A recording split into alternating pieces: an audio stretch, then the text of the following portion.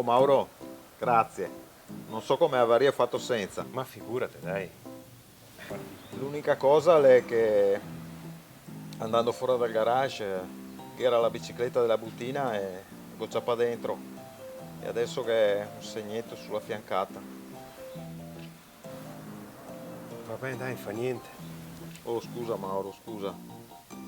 Ah, dopo davanti non te che avevi un deodorante liquido? Eh, La buttina zugando l'ha rovesciata sul tappetino. Però le stanca un ben perché dopo due curve la vomità sul sedile e che era un po' di odore, però pulì tutto. vabbè, dai, fa niente, dai. Fammi andare via che ho fretta.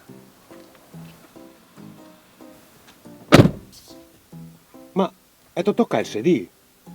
Sì, ho regolato un pochettino altezza, lunghezza e lo schienale Ma adesso perché come cazzo erano prima? Ma le mani nel culo no! Ma vai mona, dai, va via! Come cazzo erano prima adesso? Vaffanculo, va! Dai!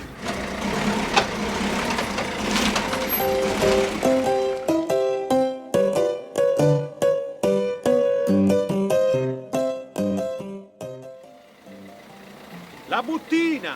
La buttina!